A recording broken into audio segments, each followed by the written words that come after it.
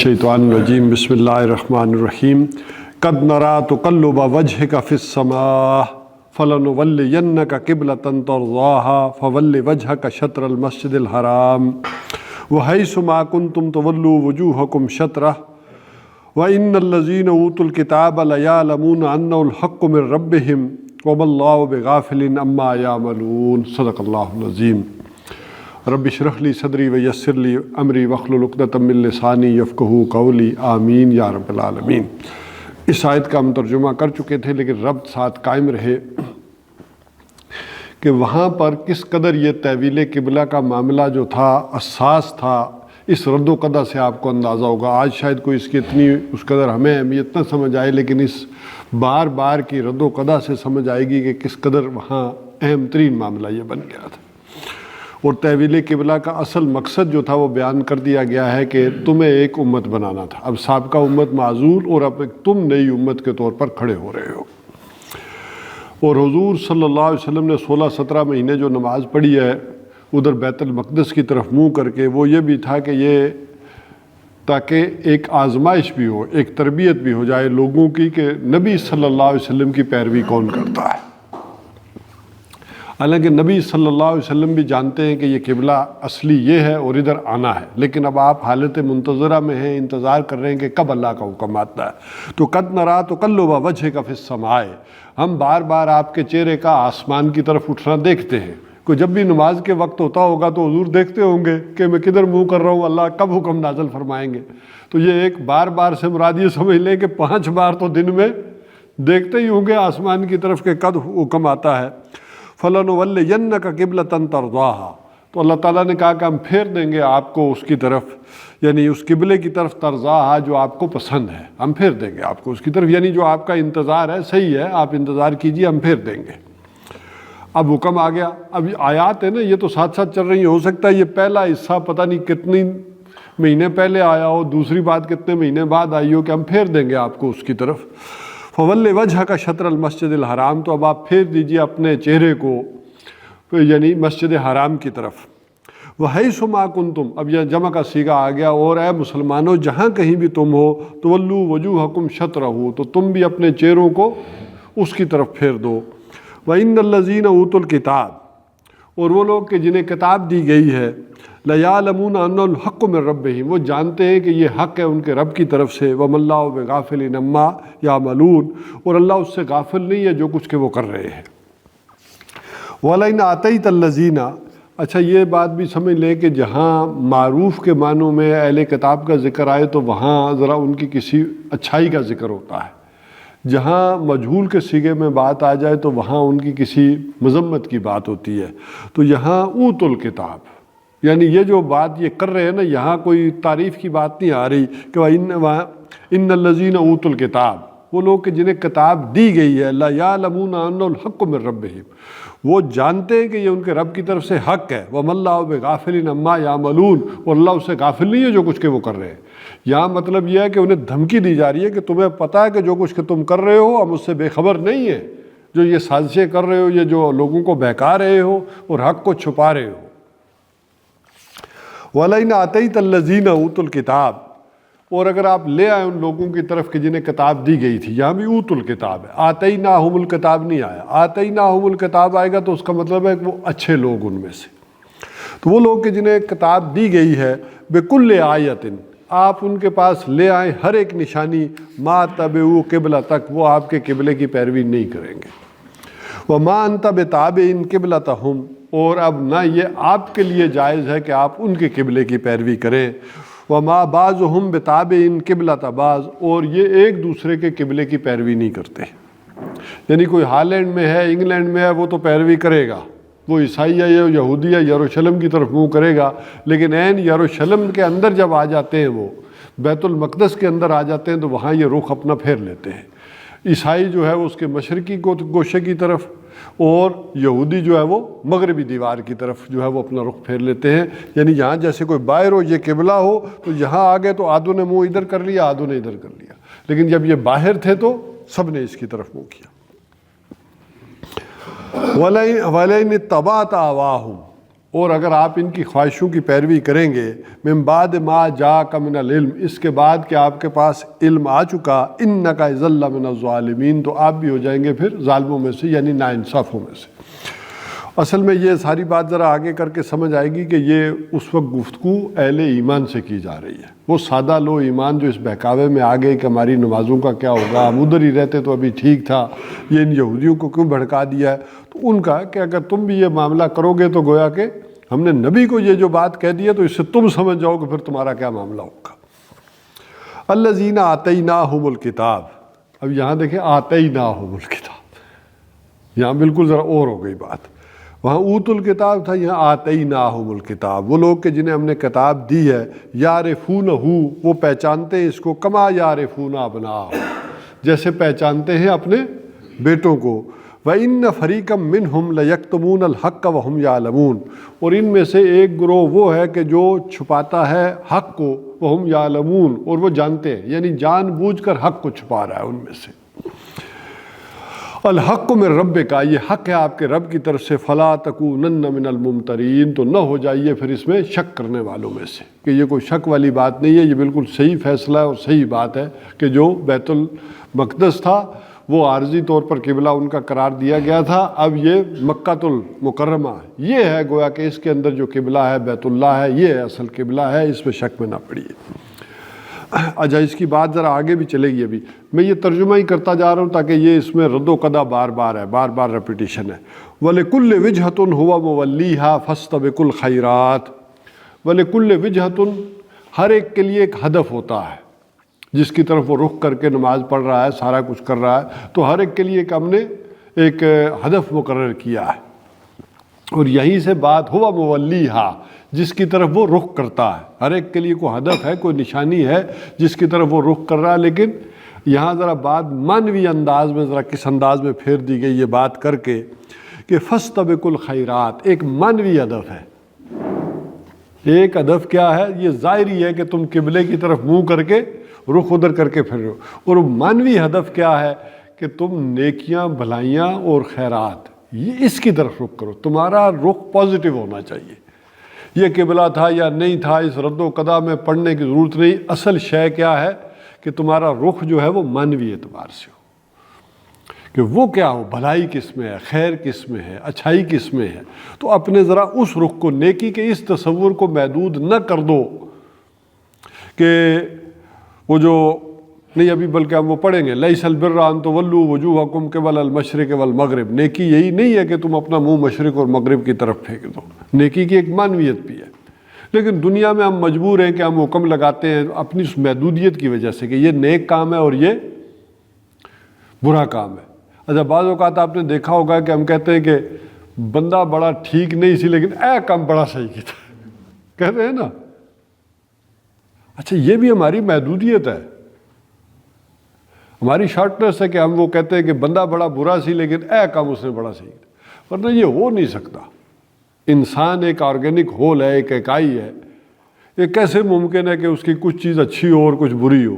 ایک درخت آپ نے لگایا آم کا، اور اس پر کہیں آپ دیکھیں کنو بھی لٹک رہے ہیں، کنو کہہ سکتا ہوں جی توصیف صاحب، چکوترے والے کہہ سکتے ہیں، ٹھیک ہے، ہاں، تو اگر انہوں نے مالٹے کا درخت لگایا، ساتھ چکوترے بھی لٹک رہے ہیں، تو کوئی گڑبڑ ہے، یا تو انہوں نے درخت وہ صحیح نہیں ہے یا کسی نے آرٹیفیشلی لگا دیے ہیں، کوئی تو گڑبڑ ہے نا، ساتھ لیمو بھی لگے ہوئے ہیں اور مالٹے بھی لگے ہوئے ہیں، تو کوئی کیا گڑبڑ ہے؟ آج کل تو پیمنٹ ہو رہے ہیں، دونوں لگ جاتے ہیں، تو یہ پابند کاری کوئی ہوئی ہے کیا، ہوا کیا ہے؟ اور پھر اگر یہ پابند کاری چلے، یہ ہو گئی دونوں کی، آم تو نہیں لگ سکتے، یا اخروٹ لگ جائیں، سیب لگ جائیں، تو کوئی گڑبڑ ہے کہ ایک سیب کا درخت ہے اور اس کے اوپر کنو لگا ہوا ہے، یہ کیا ہو گئی بات؟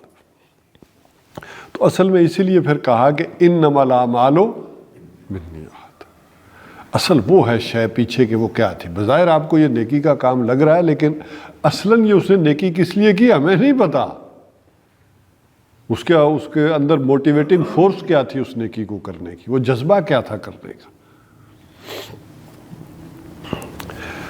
تو اسی سے وہ پاکستان کی بات بھی آ جائے گی کہ بظاہر اب اسے نیکی کہیں گے، بھلائی کہیں گے، اچھائی کہیں گے۔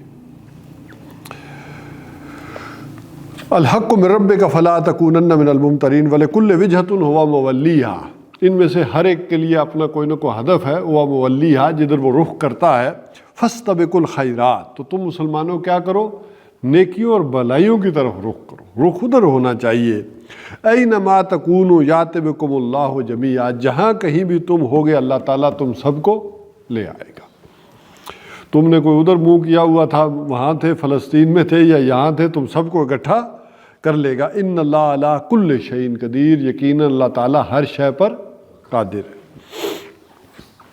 ومن حیث خرجت، اور جہاں کہیں سے بھی آپ نکلے، اب وہاں کیا تھا، جہاں کہیں بھی آپ ہوں، یہاں کیا ہو گیا، سفر کے لیے آپ کہیں بھی نکلے، تو اس میں بھی امکانی حد تک اہل علم کا یہ فتویٰ ہے کہ جدھر بھی امکانی حد تک آپ سمجھتے ہیں کہ یہ رخ ہے قبلے کا، ادھر رخ کر کے جو ہے وہ آپ نیت کر لیں، پہلی جو ہے وہ اللہ اکبر کہہ لیں، تکبیر تحریمہ کہہ لیں، بعد میں گاڑی ادھر ادھر مڑ بھی گئی تو خیر ہے، لیکن جب آپ شروع کریں تو جب نماز شروع کریں تو وہ رخ کدھر ہونا چاہیے، قبلے کی طرف۔ امکانی حد تک آپ اپنا رخ کر لیں قبلے کی طرف، بعد میں گاڑی مڑتی رہے ادھر ادھر جدھر بھی مڑنا ہے اس نے، یا گھوڑے نے مڑنا ہے تو مڑتا رہے، پہلے آپ نے گھوڑے کو ادھر منہ کر کے رخ کر لیں، یا اسی طرح جہاز میں بھی، بلکہ آج کل تو بڑا وہ سسٹم ہے جہازوں کے اندر بھی۔ ویسے تو ہم نے اپنی قومی ایئر لائن کو جو ہے نا وہ بڑا وہ ڈیگریڈ کیا ہوا ہے، لیکن سسٹم وائز آج بھی ان باقیوں سے وہ اچھی ہے، یعنی اس کے اندر بھی سفر کرے نا تو جو ایئر بلو یا یہ سرین ایئر لائن یا دوسری، ان کے معیارات بھی دیکھ لیں اور اس کے دیکھ لیں، بہرحال ابھی بھی وہ ان کے سسٹم سب سے بہتر ہے، وہاں پہ قبلہ کا ڈائریکشن بھی ہے، مسجد بھی رکھی ہوئی ہے۔ ہاں، میں اوور آل ایک بات کروں کہ وہاں تو بلکہ وہ پی آئی اے میں تو وہ بالکل جہاز کہاں کہاں سے گزر رہا ہے وہ بھی ساتھ ہی وہ دے رہے ہوتے ہیں، ساری ڈائریکشنز بھی دے رہے ہوتے ہیں اور سارا وہ چیز بھی کر رہے ہوتے ہیں۔ تو بہرحال اس کے اندر ہوائی جہاز کے اندر بھی آپ اپنا رخ ادھر کر کے تو نماز کر سکتے ہیں۔ تو جہاں کہیں سے بھی آپ نکلیں، فول وجہ کا، تو اپنے چہرے کو جو ہے وہ پھیر لیں، شطر المسجد الحرام، یعنی مسجد حرام کی طرف، وَأَنَّهُ لَلْحَقُّ مِن رَبِّكَ، اور یہ حق ہے آپ کے رب کی طرف سے، وَمَا اللَّهُ بِغَافِلٍ عَمَّا تَعْمَلُونَ، اور اللہ اس سے غافل نہیں ہے جو کچھ کہ تم کرتے ہو۔ وہاں کیا تھا، وَمَا اللَّهُ بِغَافِلٍ عَمَّا يَعْمَلُونَ، اللہ اس سے غافل نہیں ہے جو کچھ کہ وہ کر رہے ہیں، اور اللہ تم سے بھی غافل نہیں ہے۔ یہاں تعملون آ گیا، وہاں یا ملون تھا، تو یہاں تعملون، اما تعملون، جو کچھ تم کر رہے ہو اللہ اس سے بھی غافل نہیں ہے۔ وَمِنْ حَيْثُ خَرَجْتَ فَوَلِّ وَجْهَكَ، اور جہاں کہیں سے بھی آپ نکلیں تو اپنا رخ کر لیں جو ہے شطر المسجد الحرام، مسجد حرام کی طرف، وَحَيْثُ مَا كُنْتُمْ، اب جمع کے صیغے میں آ گیا، اور جہاں کہیں سے بھی آپ مسلمانوں تم بھی نکلو، کہیں سفر میں ہو، کسی بھی جگہ پر ہو، تو کیا کرو، فَوَلُّوا وُجُوهَكُمْ شَطْرًا، تو تم بھی اپنا رخ جو ہے اپنے چہروں کا رخ کر لو اسی کی طرف۔ لِأَلَّا يَكُونَ لِلنَّاسِ عَلَيْكُمْ حُجَّةٌ، تاکہ لوگوں کے پاس نہ رہ جائے تمہارے اوپر کوئی حجت، لوگوں کو تمہارے مقابلے میں کوئی حجت نہ ملے، إِلَّا الَّذِينَ ظَلَمُوا مِنْهُمْ، سوائے ان لوگوں کے جو تم میں سے ظالم ہیں۔ اچھا، یہ بڑی مشکل آیت ہے، جن لوگوں نے کہا ہے کہ لِأَلَّا يَكُونَ لِلنَّاسِ عَلَيْكُمْ حُجَّةٌ، کہ لوگوں کو تمہارے اوپر کوئی حجت نہ ملے، یہ مشکل ترین معاملہ ہے یہاں حل کرنے میں۔ إِلَّا الَّذِينَ ظَلَمُوا مِنْهُمْ، سوائے ان میں سے جو کہ تم میں سے، ان میں سے جو ظالم لوگ ہیں وہ پھر بھی کچھ کر لیں گے۔ یہاں حجت سے مراد یہ ہے کہ ان کے جو پڑھے لکھے لوگ تھے، عالم لوگ تھے، وہ اس بات کو جانتے تھے کہ اصلی قبلہ کون سا ہے۔ یہ حالات نے وقتی طور پر بنی اسرائیل کا بھی قبلہ خانہ کعبہ ہی تھا، اور حضرت ابراہیم علیہ السلام بھی بلکہ خانہ کعبہ کے معمار ثانی ہیں۔ پہلی مرتبہ تو یہ اس کو تعمیر کیا ہے حضرت آدم علیہ السلام نے اور ان کے بیٹے نے ان کے ساتھ مل کر، اور اب دوبارہ تعمیر ہوئی ہے تو حضرت ابراہیم اور ان کے ساتھ ان کے بیٹے نے مل کر کی ہے۔ تو جو ان کے ٹاپ کے عالم تھے وہ یہ جانتے تھے کہ اصلی قبلہ یہی ہے۔ یہ وقتی طور پر جو ہوا ہے، چاہے سزا کے طور پر ہوا یا حضرت سلیمان علیہ السلام کو جو ہے اللہ تعالیٰ نے ایک عزت دی، اس حوالے سے وہ بن گیا ہے، لیکن اصلی قبلہ یہی ہے جو چلتا آ رہا تھا۔ تو وہ کہہ سکتے تھے کہ یہ آنکھ مسلمان چھپا رہے ہیں، اور ان نبی صلی اللہ علیہ وسلم نے بھی اصل بات لوگوں کے دباؤ میں آ کر معاذ اللہ نہیں کی ہے، اصلی قبلے کی طرف نہیں گئے۔ ہمارے ساتھ جڑے رہنے کی وجہ سے یہ سارا معاملہ ہوا ہے۔ یہ ادھر اصلی قبلہ تو یہ تھا کہ جدھر انہیں رخ کرنا چاہیے تھا۔ تو اس حوالے سے کہ لوگوں کے اوپر یعنی لوگوں کے پاس بھی کوئی حجت نہ رہ جائے، مگر جو ظالم لوگ ہیں وہ تو آپ پھر 110 دلیلیں دے لیں انہیں، وہ تو کہیں گے کہ نہیں نہیں یہ بات صحیح نہیں ہے۔ فلا تخشوہم، تو دیکھو تم ان سے نہ ڈرو، وخشونی، مجھ سے ڈرو۔ اصل یہ دیکھو کہ اللہ تعالیٰ کا حکم کیا ہے، تمہارا ڈر جو ہے وہ میرے سے ہونا چاہیے۔ وَلِأُتِمَّ نِعْمَتِي عَلَيْكُمْ، تاکہ میں تمہارے اوپر اپنی اس نعمت کا اتمام کروں۔ یعنی یہ قبلہ جو بنا ہے، تمہیں امت مسلمہ بنایا تو آخری پیغام جو ہے وہ تمہیں دوں، تمہاری نعمت ہدایت جو ہے وہ تمہارے اوپر مکمل کر دوں، یہ دین جو ہے وہ تمہیں دے دوں، یعنی ساری ہدایت جو ہے وہ تمہارے اوپر، یہ نعمت جو ہے وہ پوری ہو جائے۔ وَلَعَلَّكُمْ تَهْتَدُونَ، اور تاکہ تم رایاب ہو جاؤ، ہدایت پاؤ۔ اب اللہ تعالیٰ نے جوڑا ہے اس سلسلے کو، وہ پیچھے دیکھو، یہ کوئی ہمارے لیے یہ برس ہیں، ہزار ہیں، اتنا ہے، اللہ کے لیے یہ کوئی بات نہیں ہے، کوئی 2 دن ہوں گے۔ کما ارسلنا فیکم رسولا منکم یتلو علیکم آیاتنا، جیسا کہ ہم نے بھیجا فیکم رسولاً، یعنی تمہارے اندر، منکم تمہیں میں سے ایک رسول بھیجا ہے تمہارے اندر، یتلو علیکم آیاتنا، جو تم پر پڑھتا ہے ہماری آیات، وَيُزَكِّيكُمْ، اور تمہارا تزکیہ کرتا ہے، وَيُعَلِّمُهُمُ الْكِتَابَ وَالْحِكْمَةَ، اور تمہیں تعلیم دیتا ہے کتاب کی اور حکمت کی۔ اچھا اس کو سمجھ لے کہ جو اوریجنل دعا حضرت ابراہیم علیہ السلام کے ہم پڑھ آئے تھے، وہاں کیا تھا؟ اے اللہ تو ان میں ایک رسول بھیج جو انہی میں سے ہو، اور جو کیا کرے، انہیں تیری آیات پڑھے، انہیں کتاب کی تعلیم دے، انہیں حکمت کی تعلیم دے، وَيُزَكِّيهِمْ، اور ان کا تزکیہ کرے۔ وہاں تزکیہ تھا آخری نمبر پر، یہاں جب اللہ تعالیٰ نے بات کی ہے تو اس کو دوسرے نمبر پر لے آئے کہ سب سے پہلے شروع میں موٹیو طے ہو جانا چاہیے۔ یہ جو آیات ہیں، یہ جب پڑھتا ہے آدمی، ان کو سمجھتا ہے تو اس سے انسان کے فکر میں، سوچ میں، چیزوں میں کلیئرٹی آتی ہے۔ اس کلیئرٹی کے بغیر آگے جو عمل ہو، کتاب کا علم آپ کتنا ہی دے دیں، کچھ چیزیں پڑھا دیں، سمجھا دیں، وہ بعض اوقات الٹا نقصان دہ ہو جاتی ہے اگر آپ کا موٹیو بالکل ٹھیک نہیں ہے تو، آپ کی نیت صحیح نہیں ہے تو۔ وہی علم، العلم حجاب الاکبر، ایک یہ بھی بات ہے، اور ایک ہے کہ علم ہی سانپ بن جاتا ہے بعض اوقات انسان کے حق میں۔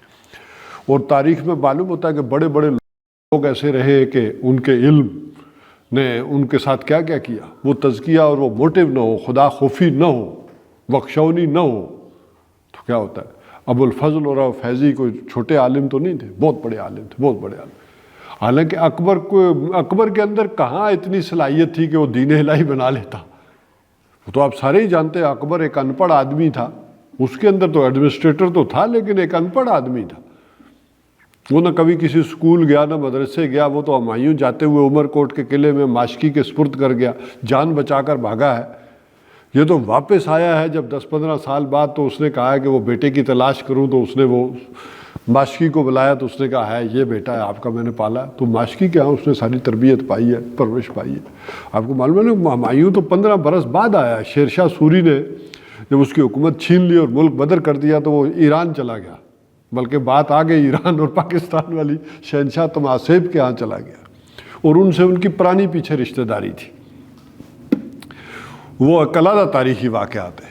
وہ شبانی خان جو تھا، یہ جو بابر آیا تھا نا یہاں، یہ اس کی پھوپھی یا بہن کو اٹھا کے لے گیا تھا، یہ جب وہاں سے ملک بدر ہوا ہے، اور یہ پھر ان کے اس تعلق داری کی بنیاد بھی تھی۔ لہذا شہنشاہ طماسیب نے جب انتظار کیا ہے انہوں نے کہ شیر شاہ سوری کی حکومت جب کمزور ہوئی ہے، خود تو شیر شاہ سوری نے زیادہ عرصہ حکومت نہیں کی، 4-5 سال حکومت کی ہے، پھر اس کے جانشینوں نے کی ہے، لیکن پھر جو ہی جانشینوں کے اندر کمزوری دیکھی ہے انہوں نے، اب وہ حملہ آور ہوئے ہیں۔ پھر ہمایوں آیا ہے یہاں پر، اور پھر شیعت باقاعدہ جو ہے وہ ہمایوں کے ساتھ آئی ہے، وہ فوجیں آئی ہیں، یہ قزلباش جو ہے، یہ سارے جو خاندان آئے پھر انہیں، اور اس نے ظاہر ہے ایک جیتی ہوئی فوج ہے تو اس کو مراد دی ہے، سارا کچھ دیا۔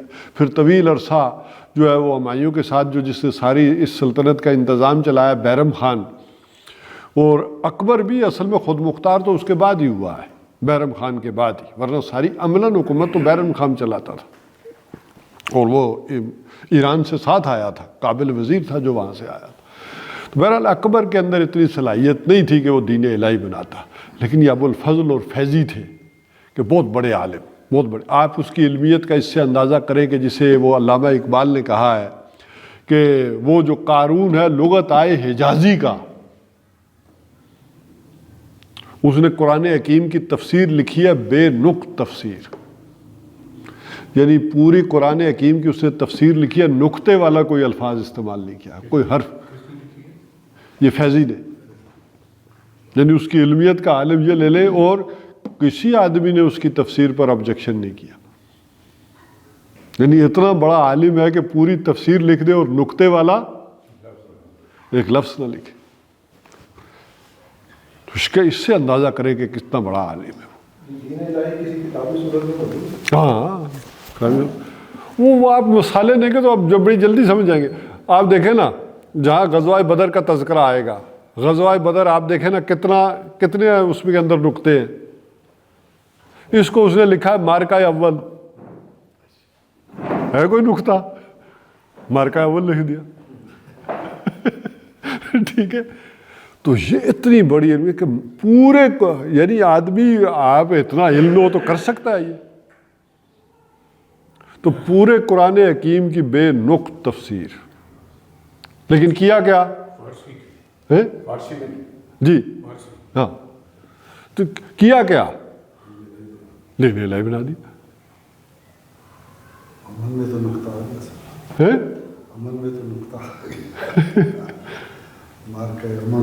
نہیں، مارکہ اول وہ بدر ویسے بھی مارکہ اول ہی ہے نا. تو اس حوالے سے سمجھ لیں کہ ایک اچھا انہوں نے بڑی ہیلپ کی ہے اس کی تفسیر میں. اس نے مسائل میں چیزوں میں آ کر ان سے اپنا مجدد الف ثانی سے وہ مشورہ بھی کرتا رہا ہے، یہ صلاح لیتا رہا ہے کہ کیسے کروں، کس طرح سے کروں یہ والی بات. تو ایسا نہیں، لیکن انہوں نے اپنی ضد میں اپنی چیزوں میں بنا دیا. اسی طرح غلام احمد قادیانی کے پیچھے جو آدمی تھا، غلام احمد قادیانی بھی باصلاحیت تو تھا، لیکن اتنا نہیں تھا کہ وہ اتنا بڑا محل کھڑا کر لیتا. اس کے پیچھے بھی اصل میں بہت بڑا عالم حکیم نور الدین وہ تھا. ہاں، حکیم نور الدین ہے اصل میں پیچھے ساری کا. اور حکیم نور الدین کا معاملہ کیا تھا؟ اس نے پورے یہاں پر دیکھا کہ کوئی آدمی اگر کوئی حدیث صحیح پڑھا سکتا ہے، کوئی فقہ پڑھا سکتا ہے، وہ گیا، اس نے سفر کیا ہے، پیسہ خرچہ ہے. وہ بنگال کے کونے میں آدمی فلانی حدیث صحیح پڑھاتا ہے، یہ وہ سفر کیا، گیا، جا کر پڑھی. انہوں نے دیکھا افغانستان میں فلانا آدمی جو ہے فقہ کا یہ یا منطق یہ والی جو مسئلے منطق کے یہ وہ صحیح سمجھا سکتا ہے، وہ وہاں گیا، اسے جا کر وہاں پڑھا. اتنا بڑا عالم، لیکن اس نے پھر یہ ساری پٹی کس کو پڑھائی؟ اپنے شاگرد کو پڑھائی اور کھڑا کر دیا اس کو. تو بہرحال وہ جو میں بات کر رہا تھا کہ موٹیو ٹھیک نہ ہو تو علم ہو، عہدہ ہو، وہ ساری چیزیں پھر کیا کرتی ہے؟ بربادی اور تباہی لے آتی ہے. تو تزکیہ کہ یہ بیسک شے ہے. ہمارے تصوف کے حلقوں نے اسے گویا کہ مقصد اور اعلیٰ درجے کے وہ معاملہ ادھر قرار دے دیا. نہیں، یہ بیس ہے. بیس یہ ہے کہ اپنا موٹیو درست کرو، جذبہ محرکہ جو ہے وہ صحیح ہو. آپ کس لیے کر رہے ہیں، آپ کا مقصد کیا ہے؟ ورنہ وہی دین استعمال کر کے آپ دنیا بنا سکتے ہیں، اسی سے پلازے کھڑے کر سکتے ہیں، محلات کھڑے کر سکتے ہیں، جاگیریں بنا سکتے ہیں. دین تو وہی ہے، اسی دین کو استعمال کرتے ہوئے آپ کو کر سکتے ہیں. تو وہ دین آپ حاصل کس لیے کر رہے ہیں، یہ بھی ہے. آپ وہ مدرسہ بنا کس لیے رہے ہیں. تو یہ بڑی بنیادی بات ہے. اب ظاہر ہے یہ کسی کے اوپر کوئی فتویٰ نہیں لگ سکتا. یہ انٹروسکوپی ہے کہ اپنے اندر خود جھانکے آدمی دیکھے کہ کہیں میں کوئی گڑبڑ تو نہیں کر رہا. اور اس گڑبڑ میں تو اتنا بھی اندیشہ ہو سکتا ہے کہ کبھی انسان خود محسوس نہ کرے کہ میں غلط جگہ پہ جا رہا ہوں. ایسا بھی ہوتا ہے.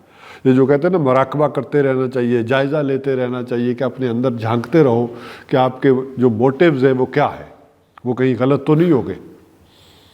حضور صلی اللہ علیہ وسلم نے فرمایا کہ اس کا پہچان لینا تو اتنا مشکل ہے کہ جتنا سیاہ رات ہو، سیاہ پتھر ہو اور اس پر سیاہ چونٹی ہو، وہ اس کا چلنا سیاہ رات میں سیاہ پتھر کے اوپر جیسے سیاہ چونٹی کا چلنا جو ہے وہ مشکل نظر آتا ہے، ایسے ہی اس چیز کو بھی اندر جو چھپی ہوئی ہوتی ہے یہ پہچاننا خود انسان کے لیے بڑا مشکل ہو جاتا ہے۔ تو لہٰذا یہ جائزہ لیتا رہنا چاہیے انسان، وقتاً فوقتاً لیتا رہے آدمی کہ کیسے آئے، کیوں آئے، یہاں درس سننے کیوں آ رہے ہیں، موٹیو کیا ہے، کیوں ہم اکٹھے ہوتے ہیں، یہ ساری چیزیں ذرا انسان دیکھتا رہے، جائزہ لیتا رہے۔ تو بہرحال پہلا کام یہ ہو گیا وَيُزَكِّيهِمْ، یعنی یتلو علیہم آیاتنا، ہماری ان کو آیات پڑھ کر سناتا ہے، اور اس کے ذریعے پھر ہوتا کیا ہے، ان کا تزکیہ کرتا ہے، ان کی خیالات کا، ان کی سوچوں کا، ان کے فکر کا۔ اور آپ کو معلوم ہے 2 تائی قرآن اسی پر ہے، یہ ساری چیزیں پہلے درست ہوئی، پھر اس کے بعد جو ہے وہ باقی چیزیں آئی، شریعت آئی، اور پھر اس کے بعد وَيُعَلِّمُهُمُ الْكِتَابَ، اور پھر انہیں کتاب کی تعلیم دے، ورنہ پھر کتاب کی تعلیم جو ہے وہ بغیر اس کے وہ ہو سکتا ہے نقصان ہو جائے۔ جیسے میں نے کہا قارون ہے لغت آئے رجازی کا، اور والحکمہ، اور پھر حکمت یہ چوٹی ہے کہ انسان یہ سمجھنا شروع کر دے کہ واقعتاً صحیح بات کیا ہے، غلط کیا ہے۔ حکمہ وَمَن یُؤْتَ الْحِکْمَةَ فَقَدْ أُوتِیَ خَیْرًا کثیرًا یؤتی الحکمۃ من یشاء، اللہ تعالیٰ اپنی حکمت سے نوازتا ہے جس کو بھی چاہتا ہے۔ وَمَن یُؤْتَ الْحِکْمَةَ فَقَدْ أُوتِیَ خَیْرًا کثیرًا، جسے حکمت عطا ہو گئی اسے خیر کثیر عطا ہو گیا۔ اور یہ میں نے مودی کی زبان سے بھی سنا، اس نے بھی یہ حکمت کی بات کی۔ تو حکمت انسانی عقل، سوچ کی وہ پختگی جو انسان کے اندر درست فیصلہ کرنے کی صلاحیت پیدا کرتے ہیں۔ آپ کی ڈیسیژن میکنگ درست ہو جاتی ہے نا، پھر باقی چیزیں درست ہوتی چلی جاتی ہیں۔ آپ خواہ کتنے ہی نیک کیوں نہ ہو، کتنے ہی صحیح کیوں نہ ہو، آپ کی ڈیسیژن میکنگ اگر خراب ہے تو پھر معاملہ خراب۔ اور ڈیسیژن میکنگ کا یہ جو پروسیس ہوتا ہے نا، ایک ہے کہ آپ بڑی سوچ سمجھ کے کرتے ہیں، ایک ہے قرآن و سنت تب آٹومیٹک فنکشن کے تحت ہونا شروع ہو جائے، یعنی اس کتاب کے ساتھ اتنا تعلق ہو کہ آٹومیٹیکلی انسان اس فنکشن کے اوپر پہنچ جائے۔ جیسے آپ گاڑی چلاتے ہیں نا، تو آٹومیٹیکلی آپ جب کوئی چیز سامنے آ جائے تو کیا کرتے ہیں، بریک لگا دیتے ہیں، کوئی سوچنا نہیں پڑتا اس کے لیے، کوئی سمجھنا نہیں پڑتا۔ تو یہ حکمت کی معراج ہے کہ جب جوئی کو فیصلہ آیا، فیصلہ کرے، اور بغیر سوچے بھی کر رہے ہو، اور وہ فیصلہ کس کے مطابق ہو، اللہ کے احکامات کے مطابق۔ تو یہ ہے انسان کی پختگی۔ اور انسان کے سامنے کوئی بات کر رہا ہو تو انسان اس کی تہہ میں چھپا ہوا شر دیکھ لے،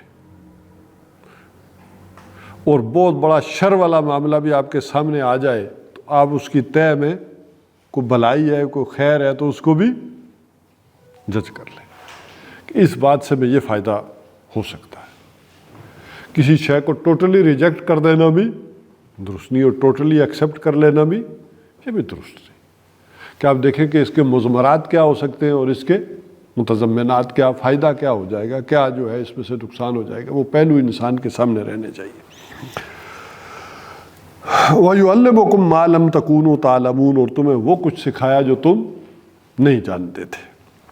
فَاذْكُرُونِي أَذْكُرْكُمْ، تو کیا کرو، تم مجھے یاد کرو، میں تمہیں یاد کروں۔ یہ ون وے بات نہیں چلے گی۔ ان تنصر اللہ ینصرکم، اگر تم میری مدد کرو گے میں تمہاری مدد کروں گا، تم مجھے یاد کرو گے میں تمہیں یاد کروں گا۔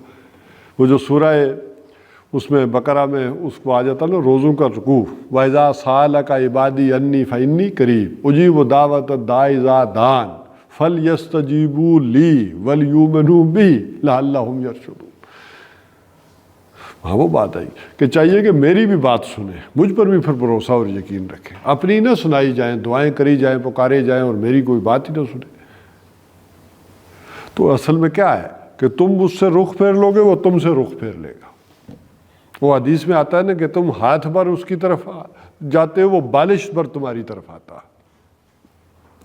تم توبہ کر کے رجوع کرتے ہو، وہ بھی پلٹ آتا ہے تمہارے پاس، وہ بھی تواب ہے، وہ بھی لوٹ آتا ہے۔ اس نے جو اپنی عنایت کا، اپنے کرم کا رخ پھیر لیا تھا، اس نے دوبارہ تمہارے اوپر کرم کیا، توجہ کر دی۔ تو یہ معاملہ دو طرفہ، فَاذْكُرُونِي अज़कुरकुम वशकुरूली, और क्या करो, मेरा शुक्र करो। शुक्र इंसान का वो जज्बा है जो ये बताता है कि इंसान की फितरत सालिम है। अगर कोई इंसान शुक्रिया अदा नहीं करता, इसका मतलब है उसके अंदर जो फितरत है वो मस्क हो गई है। शुक्र इस बात की अलामत है कि आपकी रूहानी सेहत ठीक है। इसीलिए हुज़ूर सल्लल्लाहु अलैहि वसल्लम ने फरमाया कि जो आदमी लोगों का शुक्र अदा नहीं करता वो अल्लाह का भी शुक्र अदा नहीं करता। लोगों में से भी कोई आप पर एहसान करे, आपका कोई काम कर दे, तो क्या करना चाहिए, उसका शुक्रिया अदा करना चाहिए। तो जो लोगों का शुक्र नहीं करता वो फिर बड़ा शुक्र भी अदा नहीं करता। तो इस हवाले से समझ लीजिए एक प्रोसेस है। जो कोई शुक्र करता है उसमें उसकी फितरत की सेहत की अलामत है कि ये इसकी फितरत दुरुस्त है, ये इसके अंदर एक जज्बा है, एहसासात हैं, महसूसात हैं कि जब भी वो कोई उसके साथ भलाई करेगा, नेकी करेगा, उसके दिल के अंदर ये जज्बा पैदा होगा कि इसने मेरे साथ नेकी की है, भलाई की है। वो ज़ुबान से शुक्रिया अदा करेगा, कल को मौका मिले तो अमलन भी कर देगा। अच्छा, इसी का रिवर्स भी देख लें। वैसे हम ज़रा वो बात उस तरह पढ़ते हैं ना कि मर रहा मिनकुम मुनकरन फलयुग़य्यिरहु बियदिही, जो कोई किसी मुनकर को देखे तो चाहिए कि क्या करे, अपने हाथ से उसको रोक दे। फ़इल्लम यस्तते, अगर इसकी इस्तिताअत नहीं रखता तो क्या करे, ज़ुबान से रोक दे। फ़बिलिसानी, और अगर इसकी इस्तिताअत भी नहीं रखता तो दिल में बुरा बन जाने। अच्छा, तरतीब ये है, लेकिन आप ज़रा अमलन देखेंगे तो पहले वो दिल में पैदा होगी जलन और कुड़न। लेकिन आपको कोई काम बुरा लगा तो आपके अंदर इज़्तिराब आया, बेचैनी आई, तकलीफ हुई अंदर। उसको बल्कि यूँ समझ लें, आसान हो जाएगी समझ। आपकी औलाद ही है, आपकी औलाद कोई गलत काम कर रही थी, बेटा जवान, आपने देखा काम सही नहीं कर रहा, आपके अंदर एक कुड़न और बेचैनी पहले आई। अब आप एक्शन लेना चाह रहे थे, चाहे ज़ुबान का लें, हाथ का लें, अमल का लें। आपने देखा ये बदतमीज़ है, गुस्ताख है, ये आगे से बदतमीजी करेगा, तो आप क्या करते हैं, चुप हो जाते, वो छोड़ो। लेकिन कुड़न अंदर पैदा होती है पहले, कुड़न के नतीजे में ज़ुबान से या हाथ से एक्शन पैदा होता है। ज़रा हदीस की हम तरतीब अमलन आती है ना, तो हम समझते हैं कि वो वाला मामला पहले है कि बुरा देखा तो हाथ से रोक दिया। नहीं, वो जब तक कुड़न अंदर पैदा नहीं हुई आप हाथ से भी नहीं रोक सकते, और मोटिव कोई और होगा।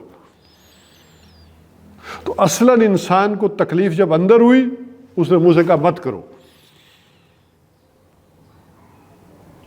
और आप इस्तिताअत रखते थे तो हाथ से भी रोकने की रख ले। लेकिन आपने देखा शाम को मिसिंग पर्सन ही बन जाऊंगा ठीक है, तो अब आप रुक गए। लेकिन क्या हुआ, वो कुड़न असल शय है, वो अंदर है, वो पैदा होती है। तो कुड़न भी उसी शख्स के अंदर पैदा होती है जिसके अंदर वो जज्बा शुक्र होता है, वो उसके अंदर हसासियत होती है किसी चीज़ को देखने और परखने की। तो बहरहाल इस हवाले से मैंने समझा दिया कि असल पर, और जिसके अंदर कुड़न ही पैदा नहीं हुई तो ज़ालिका अज़अफ़ुल ईमान, वो कुड़न तो का दर्जा तो ये है, लेकिन कुड़न भी पैदा नहीं हुई तो, कोई अंदर टेंशन ही पैदा नहीं हुई तो, इसका मतलब हाँ।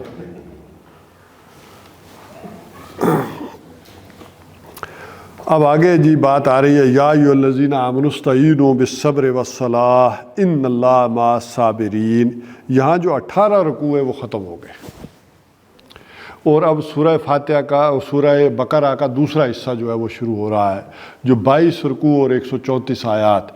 जब हमने पढ़ा था कि पहले रुकू जो हिस्सा है पहला, इसमें 18 रुकू हैं और 152 आयात है, यानी रुकू कम है, आयात ज़्यादा हैं। जबकि दूसरे हिस्से में आयात ज़्यादा हैं और आयात कम है और रुकू ज़्यादा है। 22 रुकू हैं और आयात 134 है, तो करीबन ये निसफ में है। और यहाँ से आपने देखा होगा कि पहली मरतबा खिताब शुरू हो रहा है या अय्युहल्लज़ीना आमनू। 2/3 कुरान मक्का में नाजिल हुआ, उसमें या अय्युहल्लज़ीना आमनू नहीं आया, ठीक है कि नहीं।